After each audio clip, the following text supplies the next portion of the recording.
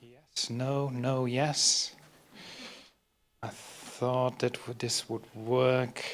It doesn't work yet. And I will do it like this. Oh, I turned it off, sorry. Okay, so this is the third and final session about interdisciplinary research and evidence-based practice. And what I will do is we will do something quite different from what we have done thus far. We're going to first do an interactive warm-up exercise to make you feel comfortable. And then I will review what we have discussed in the last two sessions and then move to the interdisciplinary part.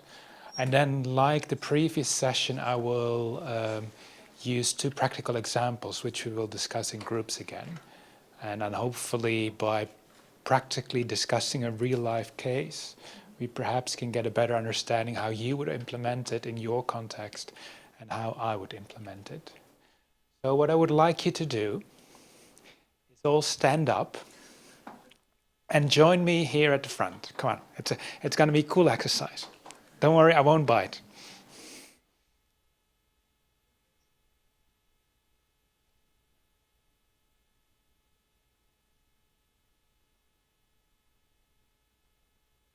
Welcome, you immediately can come to the front because everyone has to come to the front.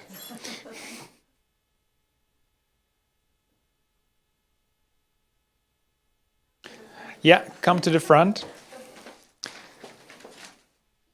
Hey, thank you for joining. You can drop your bag and then you have to come to the front because we're doing an interactive exercise. Okay, so this exercise is called Can We Communicate Without Talking? Which is going to be an interesting challenge. So what I would like you to do is to form a line, as we're currently doing now already, but we have to form the line based on how far or how close you were born from this campus. So maybe if you were born on campus, you would perhaps stand here. If you're born very far away from campus, like probably me, I will stand here. So you're not allowed to talk, but you can use your hands and signals to guess where you are born and how far in terms of kilometers that is from campus. So good luck.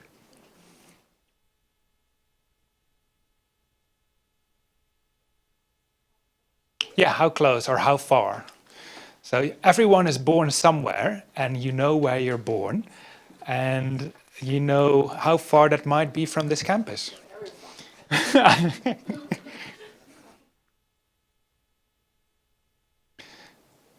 So no talking, you can use hand signals like 2 kilometers, 5, just.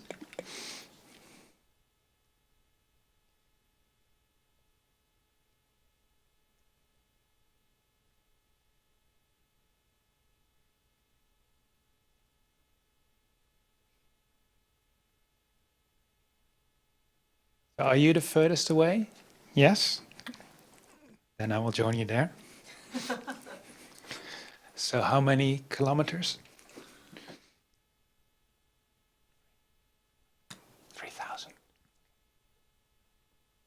I win.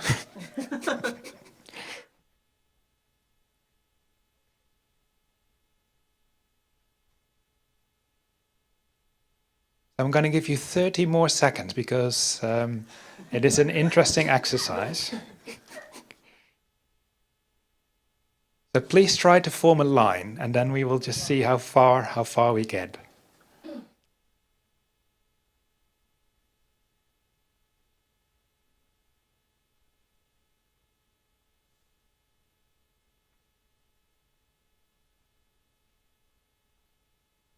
Yes, are we getting it? Okay, 10 more seconds. 10, 9, 8, 7, 6, 5, 4, 3, 2, 1. Let's see if we get it accurately. So say your name and say where you are born and how far you think that is from this campus. And then we can see if we formed a line accurately. I was born in the Hong Kong Island, the Western District. I don't know exactly, but maybe 50 kilometers from the campus. Sorry, Cecilia. Cecilia, okay. Okay, I'm Chris, and I'm born in the Western District also. I'm Olivia. I was born in Kowloon City. Okay.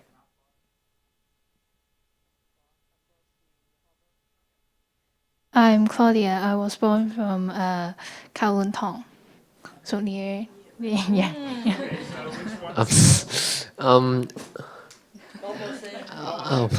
I'm Edward, and I'm born from Eastern District, so I think a little bit wrong.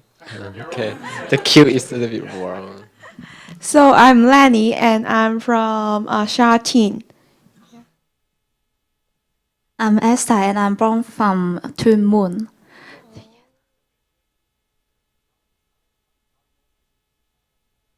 I have no idea. I'm Keith. I born in Guangzhou. Here is 200 kilometers. Okay, 200 kilometers, that's very precise. I'm Rachel, and I'm born in Wan Chai. It's Hong Kong Island. And there, yes, okay. There's no right and wrong.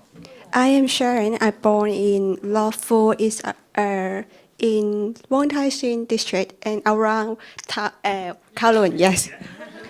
I'm Charlotte. I am born in Shaoqiwan. It's a Hong Kong island, so I think I'm in that way.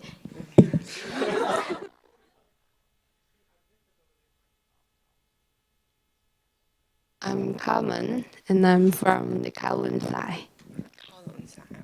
I'm Kelly. I come from the mainland China and Lanzhou City in the Gansu province. I'm not so sure about how many kilometers, but very far because it's in the middle of the China.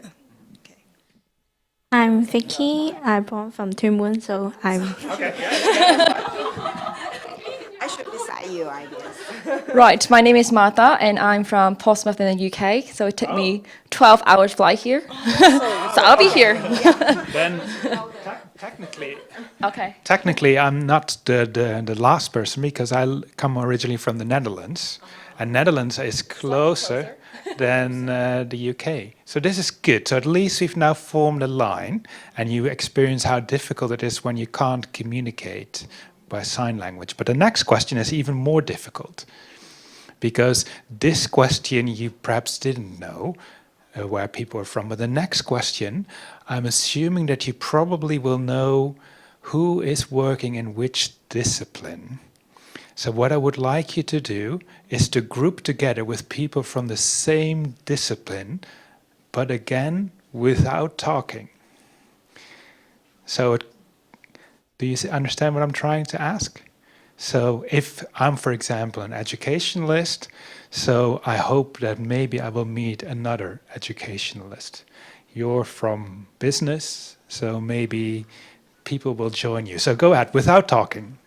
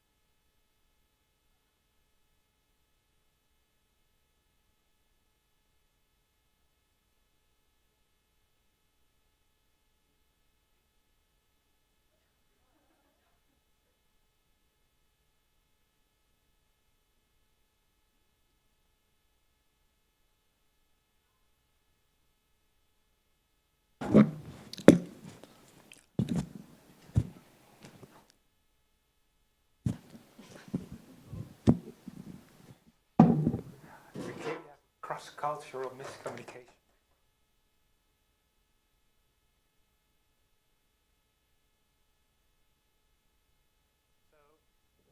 We seem to have a clear cluster over there, right? And I'm really mystified by your cluster. So tell us first, what is your discipline? Communication. So is there anyone from communication that should join her? No? Okay. So then there is a cluster here.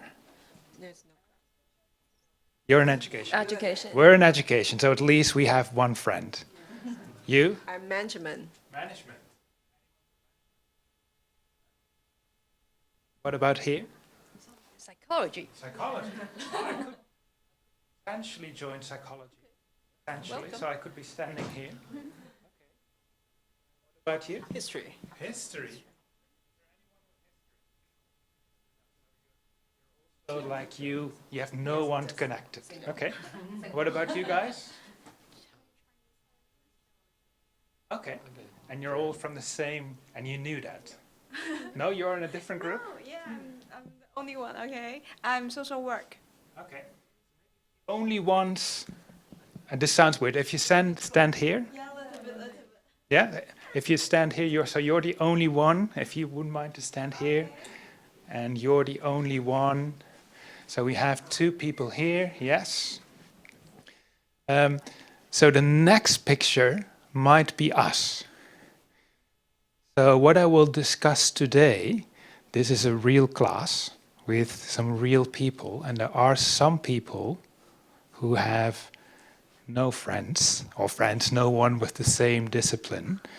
There are some, like you, who nearly all are green. They're all from the same discipline. There are some, like us two, who are all from the same education. But it's all interesting. So this is just a nice start to basically start this, because you already knew, hey, you're all from the same discipline. And so how is it possible that people just know this? So it's interesting. So thank you very much for joining. Have a seat. So we will come back to this figure because it is quite interesting to start to see how this works. So just to briefly discuss what we've discussed before, I think you've all seen this. So this is the evidence-based practice. So we first start with a problem. The problem, for example, how far is everyone from the campus? And then we do some systematic research, like talking to each other. Then we critically appraise the evidence and then realize that maybe the evidence was slightly wrong, but we critically appraise that. Then we apply the results. In this case, we have a nice line. And then we evaluate the performance. And I think on the first exercise, you did really well. And on the second exercise, you did also really well. So that's the kind of evidence-based practice approach. We've already discussed this Kitson model, which basically says successful implementation of evidence-based practice is this combination of evidence, understanding the context, and having somebody or a group of people to facilitate this. So I will not dwell too much on this. These were the results of last time, in terms of when you analyzed 2 real-life cases. These were your amazing suggestions, which was very good. And I really appreciated that, which was amazing. And we will hopefully do something similar. So Joseph, is there an opportunity to get another whiteboard in? If not, that's fine. And I will just use pen and paper. That's also fine. So interdisciplinary teams. So how do interdisciplinary teams work? And how can you make them successful? I think in the literature, and that's also when we wrote this article, which took, it was originally accepted in 2014, but it took 4 years before it eventually got published. So it's like, okay, it takes 4 years after your acceptance. So I think in any university across the globe, there's an increased awareness that the problems of society are too complex. So we can't just have psychologists or educationalists or business managers or communication experts. We need to be able to talk not a similar language, but we have to bring these people together to address real world problems. So a lot of organizations across the globe, in particular higher education, have said we need to synthesize these different perspectives. And Faro basically indicated that higher education in particular is under growing pressure to teach graduates these interdisciplinary skills. But the fundamental question, of course, is how would you then teach those skills? How do you develop those interdisciplinary skills? While at the same time it became quite clear everyone from history knew that they were from history and language. So it's like, okay, let's all come together. At the same time, there's very limited empirical evidence how to create such interdisciplinary programs. What works? What doesn't work? So first, the definition, and maybe we can discuss this for a little bit, is defined by Klein, and she said that interdisciplinarity is defined as a means of solving problems and answering questions that cannot be satisfactorily addressed using single methods or approaches. So, for example, if I am going to find the best dim sum restaurant in Hong Kong, I probably can just Google that. Or not. Or maybe I can ask someone, but this is a problem which is interesting, but it doesn't really require interdisciplinary knowledge, perhaps.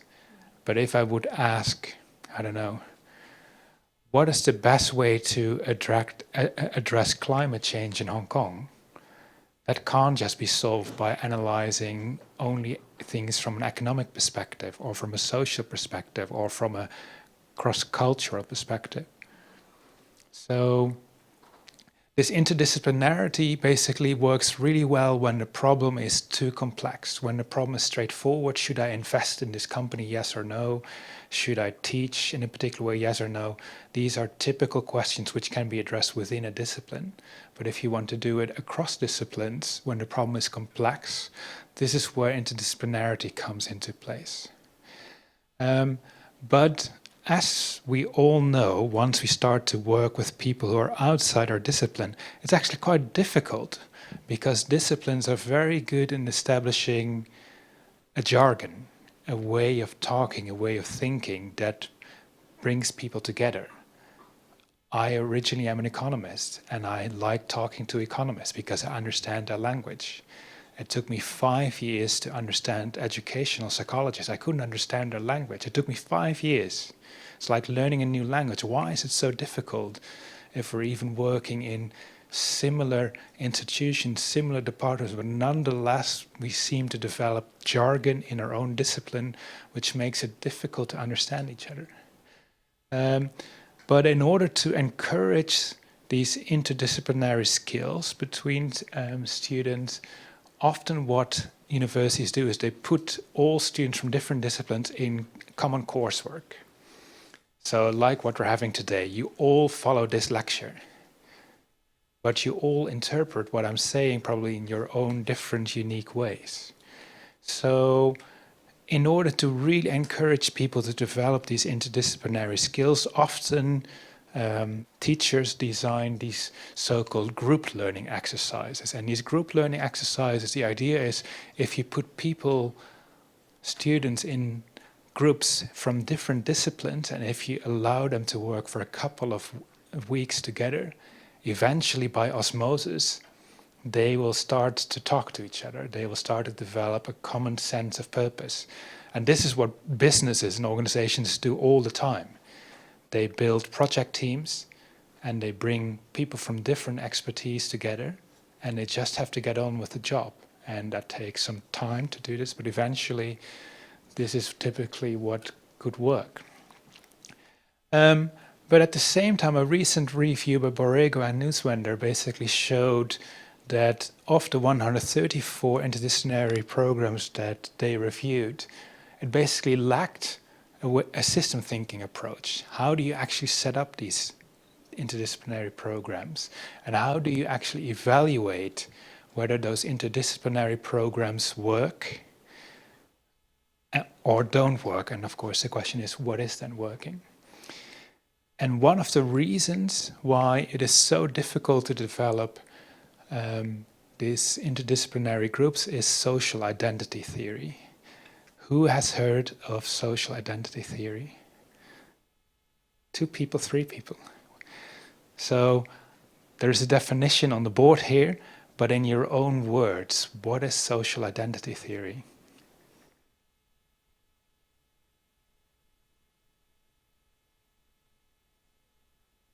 Yeah. The theory is talking about how the individual will be identified to a group, why they are identified to the group, and how the process that identified to the group. And what is really interesting is that depending on the context, you're either in the group or outside the group. So, to me, you're all from Confucian Asian backgrounds. So I am not. So I'm not part of your group. But at the same time, you might argue, well, here are academic staff and here are students. Or you might argue, you're a woman, I'm a man. Maybe that's where there's a different group. Or maybe my passion is cycling. I might meet lots of colleagues from Hong Kong who are passionate cyclists, and suddenly where we're from or what we're doing doesn't matter. But these social identities is basically a way to find a common ground between people, and this common ground can change depending on which group you're looking at. And people are just like animals. Animals have a need for other animals to be around them. And in psychology, we call this kind of social identity. We derive positive feelings from being with other people. I think in nearly all species you find similar things. So it provides a kind of sense of pride, it provides a feeling of self-esteem. I am proud that I'm an economist, or I'm proud that I'm an educationalist, or I'm proud that I'm part of the cycling community. And this social identity, on the one hand, is a really powerful force, because you can say, I'm proud to be part of the historian group, or I'm proud to be part of the communication group. But at the same time, of course, it potentially can limit your interactions with others, because you immediately realize, hey, you're slightly different from me. So this social identity theory could actually hamper some of those interesting interdisciplinary perspectives. So what I again would like to do, and I'm literally going to split the group in the middle, from the lady with the lovely green-white stripes onwards to the left, and the guy with the lovely jeans jacket on the right, so that's left.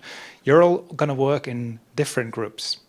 So my social identity theory, you're suddenly part of one group, and you're part of another group, whether you like it or not. So what I would like to do is, who feels most comfortable with quantitative research? Who feels most positive about quantitative research? Okay, who feels more positive with qualitative research? Okay, so it's unclear. Okay, so what I'm going to do is, this group will focus on study 1, and this group will focus on study 2. And now let me explain you the 2 studies, and then you can work through this mechanism again like we did before. So in study 1, you're going to design a study, and then I'm going to compare it with my own notes, where imagine that you would put students from 5 different disciplines together in a master course. And we want to see whether or not, by putting these students in this master course, whether students over time develop interdisciplinary links or not. And then as a second goal, we were interested to see if, by means of an intervention, teachers can actually change the way how students build those networks. So that's what the quantitative group will do, and I will show you a little bit more in a minute. And the qualitative group, in a way, starts with the same question. So it starts with, okay, why are these, this is more quantitative, and this is more qualitative. So what are the relationships in these interdisciplinary groups? And qualitatively, how would we then know which of those factors influence how these students build network relations over time, or relations in general? So to give you a little bit more flavor of the course, so group 1, 67% of those students were female, average age of 25. We had these students from different groups. And alongside this course in organizational behavior, the students also followed 2 or 3 other modules. And what the teacher did was they gave every week, it's originally a woman from China. You can see it, you don't see it from the name, because this name would infer that it's a French name. But she's originally called Yingfei Gao. But she married a Frenchman. And that's why she eventually was called Harriet. So Yingfei and I basically, we designed this experiment, or we designed this situation where every week the students had to work in these interdisciplinary groups, and they had to work on a task, and they had to use a range of means, like a discussion forum, to discuss these cases, and those cases were then discussed in class. And so that's one group, and then we have exactly the same system for the second cohort, but in the second cohort, we basically just have different students. So what I would like you to do for the next 10 minutes is, again, just sit together and think about, okay, if we want to answer these 2 research questions for study 1, or if we want to answer these questions for study 2, how would we design an evidence-based practice to actually do this? And once you've designed it, we can share this, and then I will afterwards show you what we have done, and then we can discuss, is your design the best way to forward, or did we miss something, and vice versa. So is it clear what we're trying to do? Yeah? So I'm going to give you 10 minutes, so good luck. So just come and sit together.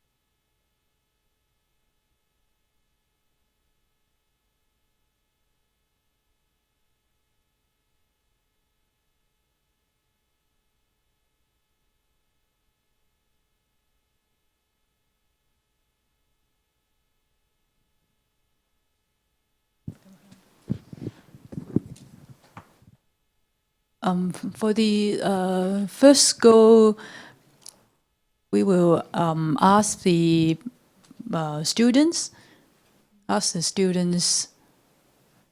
through a focus group interview whether they have developed ties with students from different disciplines, say after the lecture, so that they can maintain the relationship, in future work. Or we can also, or in addition, we can design some questionnaires to ask the students similar questions, whether they have established and then maintain the relationship after attending the class.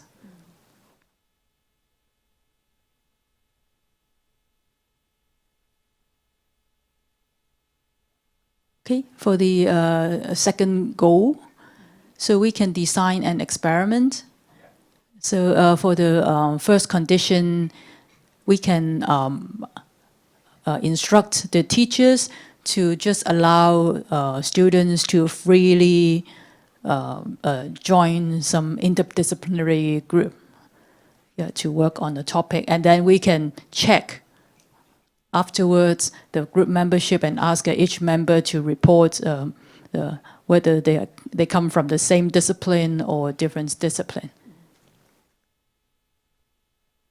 And for the second group, so we instruct the teachers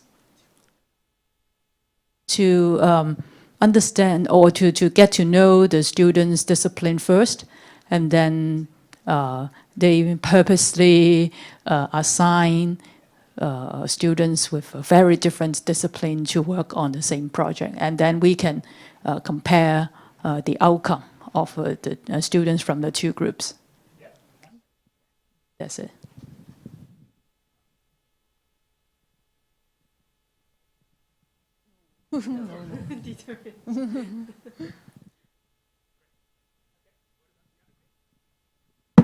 What did you do?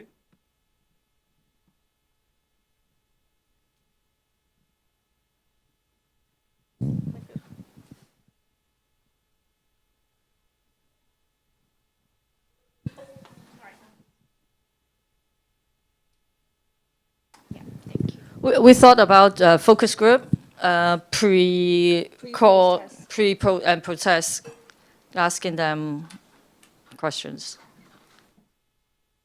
And also thinking about quantitative questionnaire, asking the basic factors, answering the question to what are factors that will impact their patterns.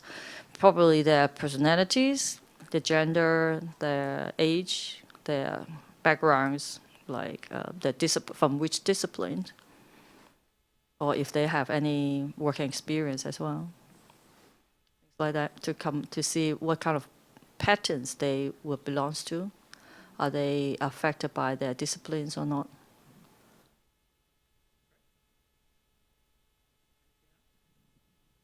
I think we may also, in the pre-post test, we may also, in the pre-test in particular, we may also ask them about the expectations on how they're going to work themselves out with the interdisciplinary style or pattern that they have.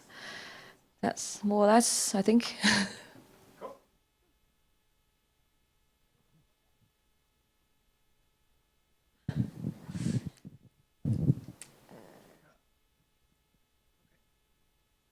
This is really exciting.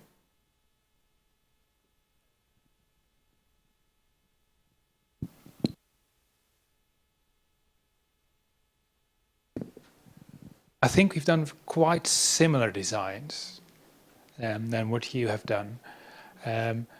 So what I will do now is to go through what we've done, and then what I would really like is that you are very critical. So make notes and discuss all the design decisions that we've made, whether or not those are appropriate for answering the questions, and what we could have done differently. So what did we do?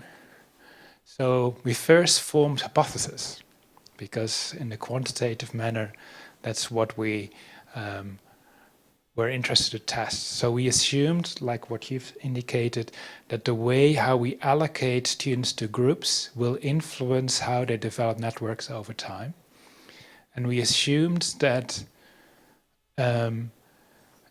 learning from the disciplines or within the disciplines is a stronger factor than the group they were assigned to. So in line with social identity theory, we were assuming that the color of your discipline, sorry, I have a terrible shirt on today, influences more how you're developing these networks relative to actually to which coincidental group you were enrolled into. And then we had this idea, because initially when we designed it, we randomly allocated students to groups. And what we heard from the first implementation we did, so it is not an experimental design, it's a so-called quasi-experimental design. From the focus group discussions we did, many of the students said, I was randomly allocated with 5 other people and I didn't know anyone. So what we thought was, maybe if we first draw the social network and then pick 2 people who know each other, and then balance them with 2 people from the other group, so that at least they would know 2 people. And the idea was that by at least knowing 2 other people, they would develop these kind of interdisciplinary skills. That was the hypothesis. And that was an hypothesis, and we of course can then test whether that is the case or not. So this was as I said before, this is a master program. We did the analysis in 2012, and in 2018 it was finally published in print. So it shows you how long research can take. So let's see what we did. So this is what you've already known. One interesting point was that the group products were not formally assessed. In hindsight, we probably should have done that. So in a way, when students were working together in groups, there was not really a requirement except that they had to come to the front to discuss their outcomes, but it was not formally assessed. So the only difference between the balanced and the random selection was the way how we assigned people to groups. But the rest was exactly the same teacher, the same materials, etc., etc. So how did we analyze this? So what we used is social network analysis. So I will show you the social network analysis for those who are unfamiliar with this. So what we basically did was, after 4 weeks, we gave a list of all the students in the class. And then students had to indicate, I am a friend with Jane, Shu, Kwan, whatever. And we indicated what friendships are. And then we also asked them, with whom have you worked in the first 4 weeks? And then finally we've asked them, from whom have you learned? And so all the students went through this list, and they just had to do a simple tick, yes, no. And we obtained quite reasonably good response rates of 89% and 76%. And then in the end, in order to control for what matters in terms of performance, they had to write a written essay and a closed book examination. So let's unpick this picture. Who has seen a picture like this before? You've seen this. Mm-hmm. So it's a social network analysis. So let's start with the easy explanation first. What you see here, for example, on the right, is there are 3 students, all from one discipline. They're from the gray discipline. And this student has indicated, I have learned from this student. And this particular student has indicated, I have learned also from this student. And then we haven't indicated the direction of the ties, but we can indicate those directions. But this student has also developed a so-called interdisciplinary tie with this student. You can't really see it, but it's a red color. So this student not only has developed disciplinary links, but also an interdisciplinary link. What in particular is really cool with this social network analysis is that it's not only these 3 students that have indicated this. All the other 200 students, independently from these 3 students, have said, okay, this student has not learned from this student. So it's not only the self-perception of one student, it's the simultaneous perception of all students. So one thing you can then see is basically, okay, who is connected to whom? The other thing you might see is that some people are quite well connected. So that means that lots of students are learning from those students, but there are also some students that have no connections. So these students independently after 4 weeks said, I have not learned from anyone, but the remaining 200 students, all of them have indicated, I have not learned from these. I appreciate this is just after 4 weeks, so people are still getting to know each other, which is quite interesting. Another thing which social network analysis does, it randomly puts people with similar connections close to each other. So for example, you see if you look with the picture with a queer eye, that most of the white discipline students are mostly on the right. Most of the green disciplinary students are mostly here, and then most of the reds are somewhere in the middle, and most of the blues are here. So what you can see is that at the beginning of the course, many students mostly learned with people from the same discipline. Does it make sense? Yeah? So the next thing you can then of course do is to do the post-test. And then I would like to have a volunteer to explain the post-test, so then I don't have to do all the talking. So this was the condition where students were just randomly put into groups. So it could be that, for example, this student was paired with this student. So let's have a look. This is the social network at the end of the course. So if I briefly flick through the two, you can see a couple of differences. But there are also some similarities. So is there anyone who would like to explain what the similarities and differences are between those two?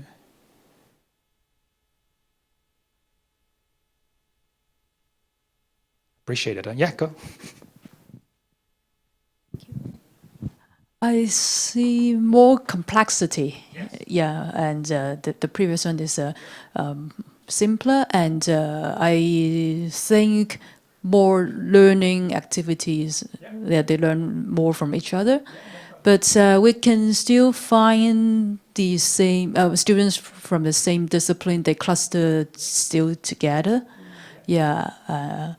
But the one with the blue discipline, they seem to have more concentrated, yeah. And but for the green ones, they seem to be more dispersed.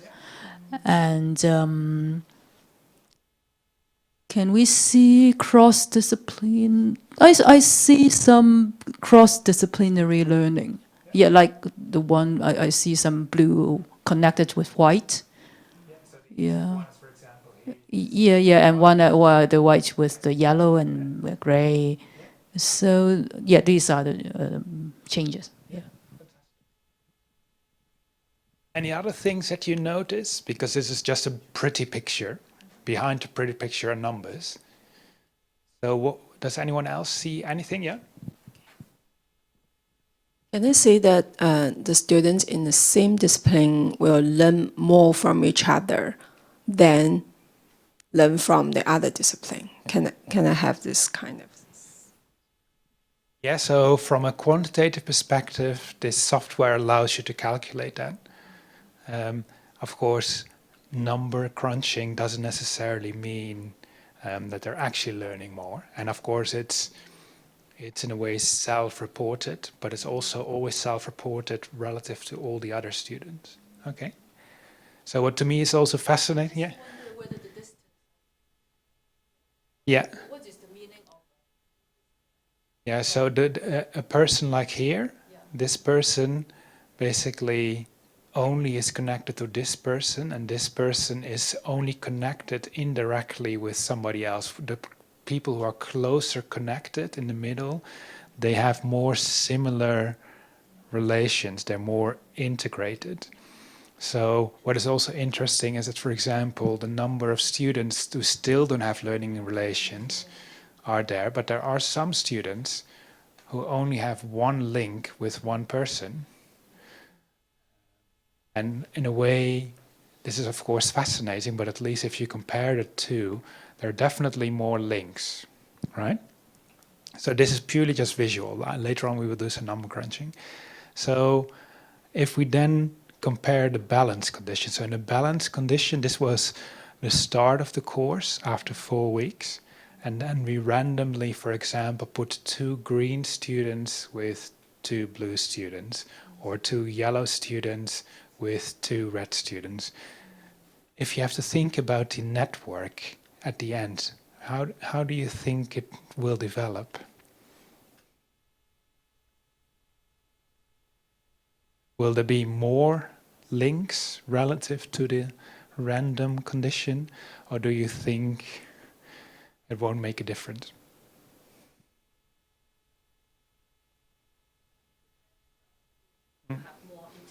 Yeah, yeah. Okay, yeah, yeah. So yeah, let's have a look. So you see already from the beginning, coming back to this interdisciplinary links, there are some red links between people from different disciplines, but most of the links are black, indicating same disciplinary links. So this is the figure at the end of the course. So it looks again very pretty. But what do we see?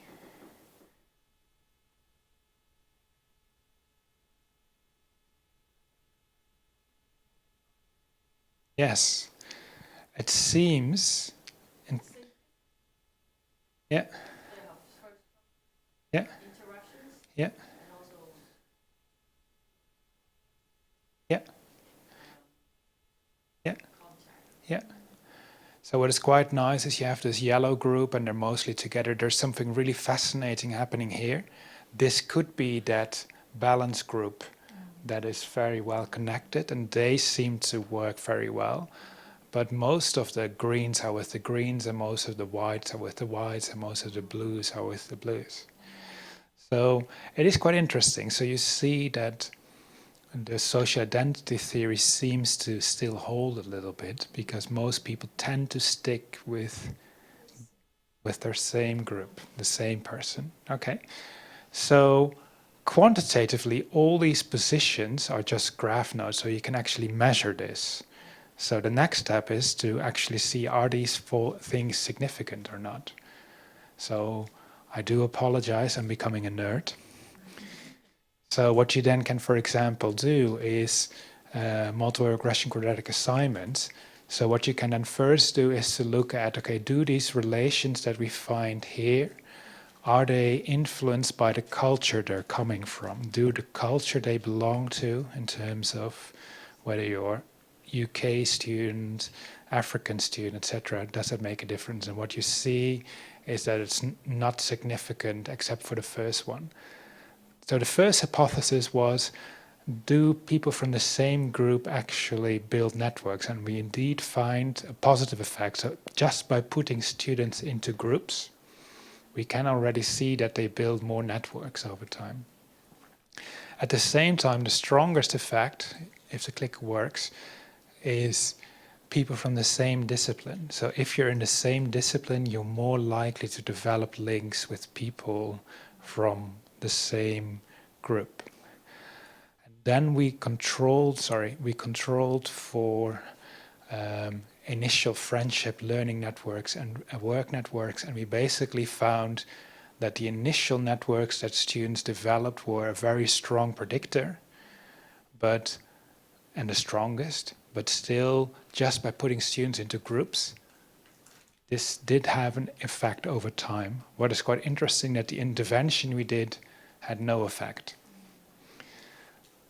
So if you then think about the actual numbers, so for example, in the random condition, students at the beginning of the course had 1.49 interdisciplinary friendships, and afterwards they had slightly more. If you then compare the balance group, okay, it's slightly more than in the beginning, but it's not really big enough.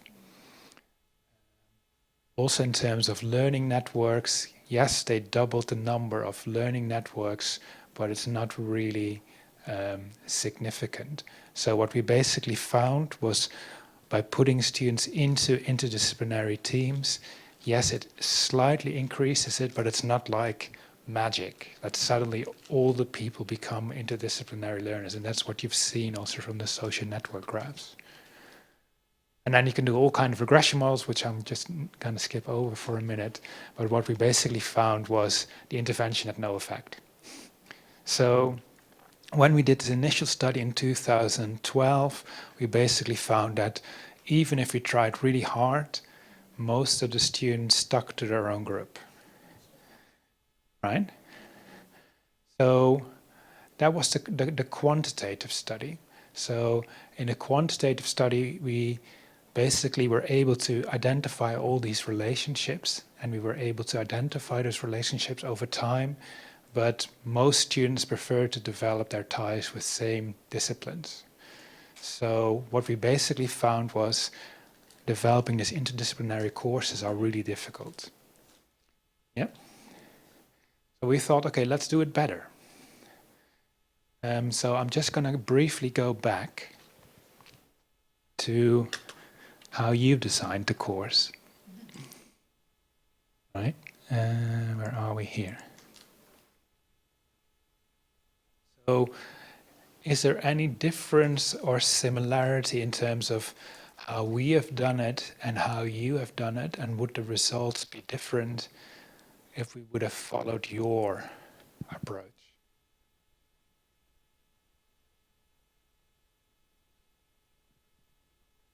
Yeah.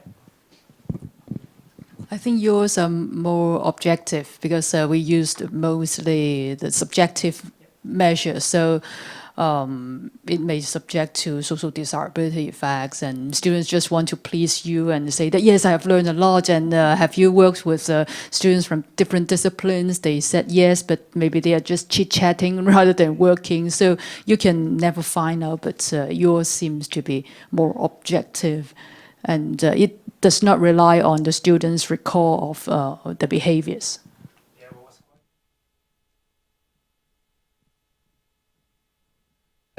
We had students who indicated, I'm friends with everyone. And I have some friends, but I don't have 200 friends. But if then all the other students said, I don't know who Bart is, then the network will basically be, okay, basically that person will have hardly any links. There's lots of outgoing links. So there's this kind of control for the kind of social desirability. Any other thoughts in terms of how you wanted to design the course and what we did in the end?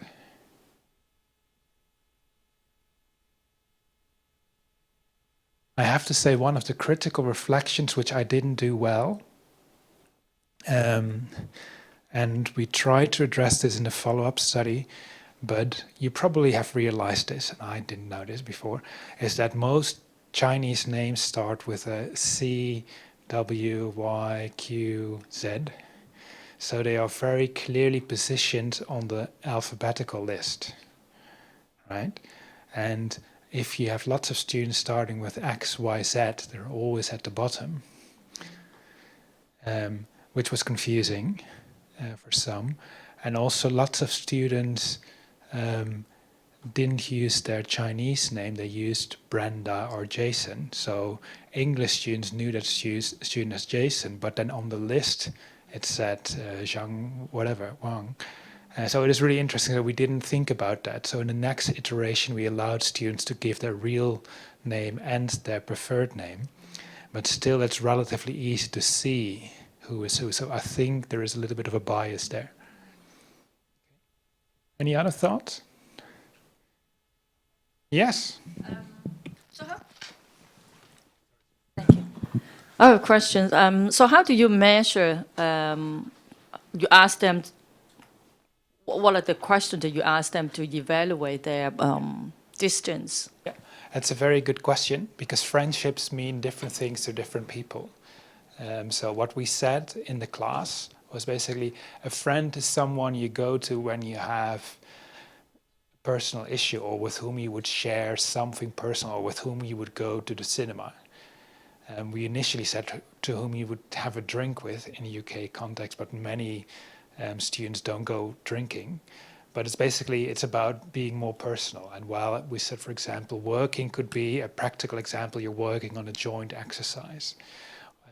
Learning was really about, okay, really having conversations and learning practical things or theoretical things or applications. But it was in the eye of the beholder. We left it up to the student to decide what friendship is. That's another critique that we perhaps should have been more explicit. We could have also, for example, asked on a scale to 1 to 5, how close friends are you with John Doe, Sandra, whatever, but we didn't. Any other questions? Sorry, it seems to be very complicated to raise so many students. So how many students usually they need to?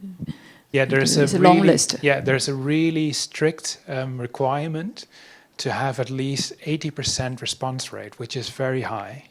The reason why it's so important to have this 80% response rate, imagine that, for example, the yellow group decides not to participate in the survey, then we might conclude that the yellow group is disconnected from all other students. So we really need a biggest sample as possible. So what we did was we actually shared this data back to students. So we gave individualized feedback on how well they were networked and with and et cetera, and tips for further networking. So they got something in return. Okay, anything else? So let's look at the qualitative study then. So the qualitative study started out with first the quantitative social network analysis like before, and we had 113 students. And I think what was really nice with Ying-Fei Halliot and one of my former PhD students, we then really tried to unpack the underlying reasons why there were these relationships and why did some students develop these relations and others not. So we specifically sampled students based on those networks. So we selected very heavily connected students, low connected students, somewhere in the middle. And we invited 30 students, and of those 16 participated, and we put them into 4 groups in terms of focus groups. If my clicker works, yes. And in each of the focus groups, we literally gave the same graphs that I'm giving to you now. And we basically said to them, okay, what do you see in those graphs? Does it relate to your experience? What could be the reasons why some students are more connected than others? And we really wanted to know deep inside feelings. And what I will share with you later on are those deep feelings. And maybe some of the feelings you might hear are quite upsetting. It's not my intention at all to be disrespectful to these students, but you will see some really strong feelings. And I'm not making any judgment. It's basically their voices, but just to share that I'm not agreeing with those voices. It's just what they said. So we coded them, 2 authors, basically me and Jenna and Yingfei Halit coded everything. So let's have a look. So now you're being trained in social network analysis. The colors are slightly different, but what do you see in the graph?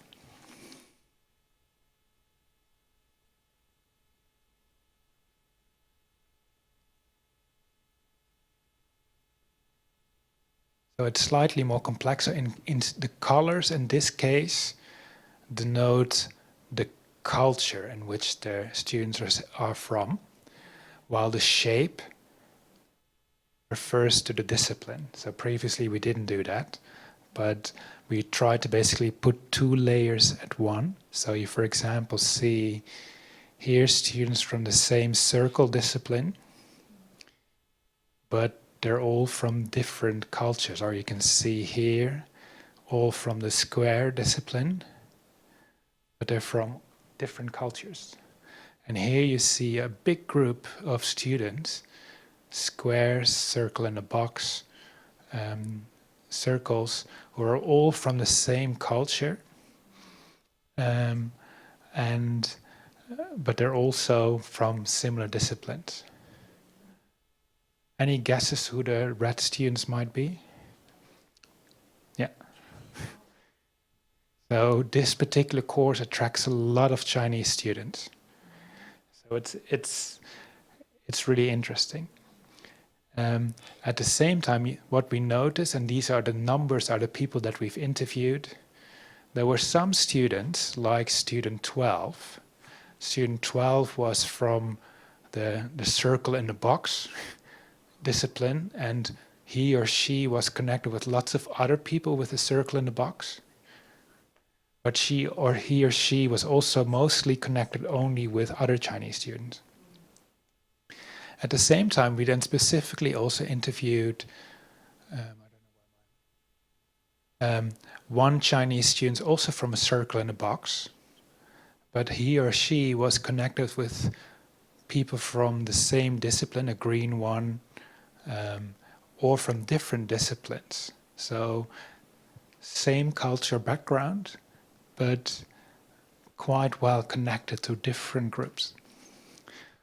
So we interviewed people like person 15. Then we interviewed a person like person 5, who was heavily connected within their own discipline, with lots of people from different cultures, but at the same time, this person was connected to people from different disciplines. So we really were curious to see, okay, why are there these 3 different kinds of profiles? So our thematic analysis showed 3 types of learners. One is a large group of, we call them co-national learners, so learners from Confucian Asian countries like China, Vietnam, etc., who mostly just develop relations with their own region. And there's nothing wrong or good about it, it's just what we've observed. And then we had so-called bridge-building learners, students from the same countries, but who acted as bridge builders between different cultures, between their own, but also with others. So this is, for example, this participant 15, who was connected to other Confucian Asian students, but also made links to people from different disciplines. And finally, there was a smaller group of people who are so-called cross-national learners, who are from non-Confucian Asian countries, who mostly connect to lots of other people from different countries. So what did they say? And now it becomes more personal, and I'm not saying that I agree with what they're saying, this is just their perceptions. So if we look at the cross-national learners, they were basically saying that they all wanted to develop this kind of interdisciplinary, cross-cultural learning, but At the same time, for example, this student from Germany indicated, I really wanted to know lots of new people, but I didn't really know how to approach them. Or this particular student said, in contrast, she was a bridge building person.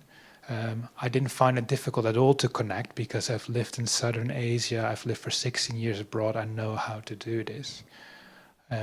Or this particular student who is Germanic, she says, well, I'm studying intercultural communication, so I need to learn how to connect with people from different disciplines and different backgrounds. So she already had this open mindset of working with other people. So another theme for co-national learners was they were basically saying, well, I'm just here for 1 year, so why should I invest in all these relationships? It's not going to be a friend for life, so why should I want to hang out with those? This female student was saying, I think it's a big challenge for us to speak with people from other countries because we don't know how to start a kind of topic. It's very weird to speak to others. So on the one hand, we mostly just talk about our own country, which is interesting. When I originally from the Netherlands, I've lived 20 years abroad. When I meet another Dutch person, I can immediately have a conversation about, I don't know, something relevant in the Netherlands. But when I meet a French person, I can also talk to that French person because I've lived in France. But if you've never lived abroad and suddenly you have to come to England, it's quite difficult to find common topics. So this was also an interesting answer. So there was one bridge building student who said, I spend most of my time with Chinese flatmates, but I also have some local friends. I'm a Buddhist, so I joined the group. The Buddhism group, so that's why I meet local people. So it's interesting that this person actively developed networks outside the cohort. And then we come to the sensitive topic. There was lots of discrimination, which was really unexpected because we didn't know this.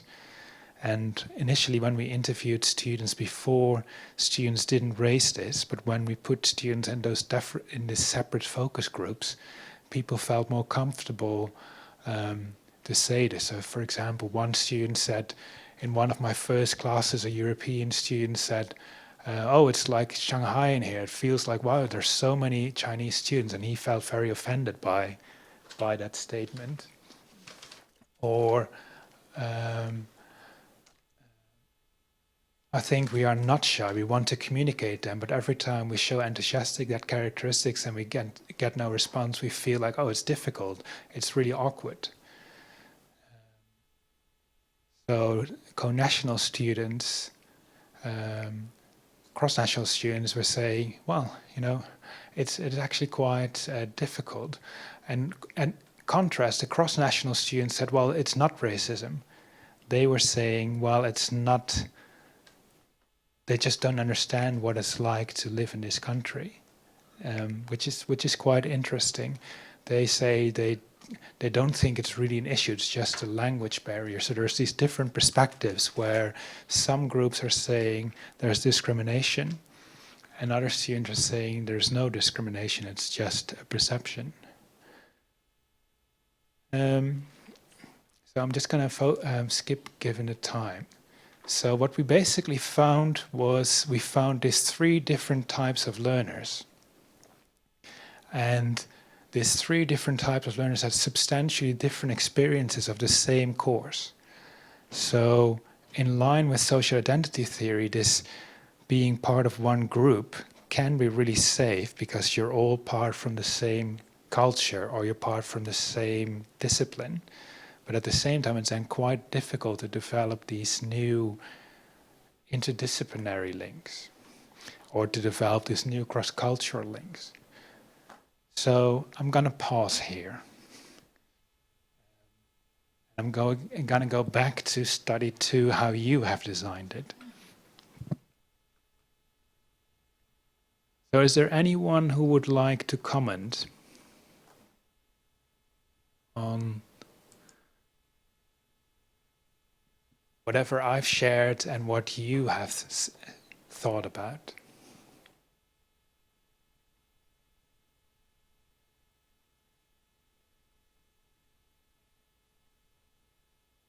maybe if we open up more general, how do you feel when students are saying this about each other? Do you have any feelings? Do you think it's awkward, or do you think it's, I don't know?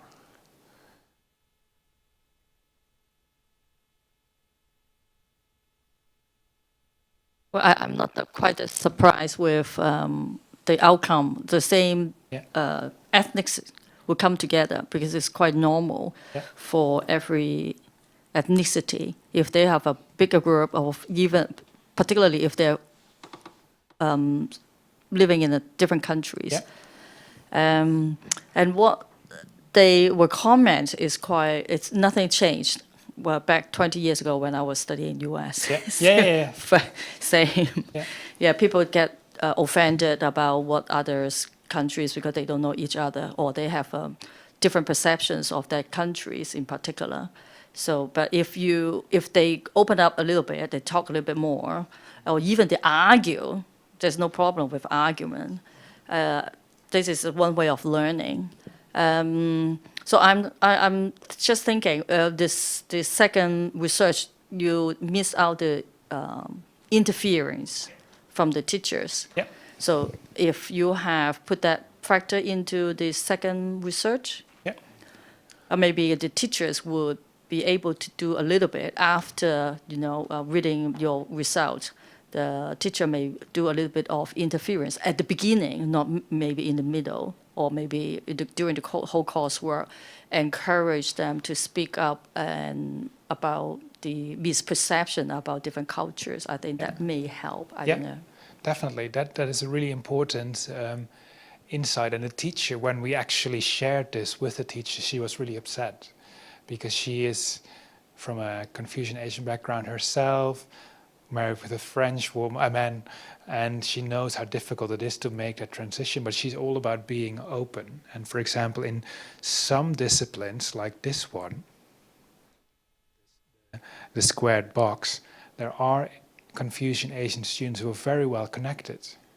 So it seems that it's not necessarily the culture that prevents it. It's basically, as you say, the combination of the design of the course, and apparently in this particular discipline, and we also spoke to these students, unfortunately not to the two Asian students. They were saying, well, we're part of one great big community, we're always going out together, we're spending lots of time together. So it is fascinating, but at the same time, there probably is one. I mean, over here, you also see that some of the international students develop a very close link with Confucian Asian students. So the question is, okay, what are they doing? Why are they so different? And the teacher maybe should have intervened at an earlier stage. Any other thoughts about this? So, what have we learned from this? And these are my lessons, or our lessons. So how can we actually encourage this interdisciplinary perspective? So from a staff perspective, what we're saying is, and I think this links very well with what you're saying, is we need to have a much greater understanding of those social network patterns and what is our responsibility as teachers to make people feel at home. And maybe already from the beginning of this program, we should be much more explicit about how we design these groups and how we allocate those learning tasks so that people really feel, okay, we have to work together, and it is really useful to get different perspectives. So in some of the courses, not this one, but in others, you don't need to have any cross-cultural knowledge because all the tasks are about the UK market. So then if you're from Germany or if you're from Japan, then you don't know anything perhaps about the UK market. So then you're not put in an advantage. But if you develop cases which are about Japan and Germany, suddenly your insights become really useful. As we said, this discrimination was a very big eye-opener for us because we thought we were very inclusive. But if students feel this, we have to have that open debate. And we probably were not good enough in terms of how to develop this kind of holistic view. So this particular teacher is very concerned about this cross-cultural collaborations, but then students follow different modules where students don't have to work in groups, or they can just self-select with whom they're working. So if you allow students to self-select, they mostly will select their friends from the same discipline and the same cultural background. So we need this holistic experience. So what do we need to do as students? I think, and that's what I'm hopefully doing, is be open for people who are different from you. I've learned the most from people who are complete opposite to me when I was a student, and I consciously decided not to work with Dutch people when I was studying. I only wanted to meet non-Dutch people, and I've learned so much from that. Because in real life, when you eventually work in a company, you will have to work with people you perhaps do not like, or perhaps people who don't have the same social identity than you. So this is a great time as a student to experiment with this. And I think another way to think about it is to think about, okay, we are different, but what can I learn from you, and what can you learn from me? And if you're not convinced, finally, there's lots of research out there that shows that interdisciplinary groups perform much better than homogeneous groups. So if you put different people together, they come up with more creative, more inspirational, more exciting products than people who are all from the same background. So I'm hoping that despite all the limitations of interdisciplinary working together, you are inspired to start to think about, oh, maybe I can work together. So I'm going to pause here, and I'm open for any questions or suggestions.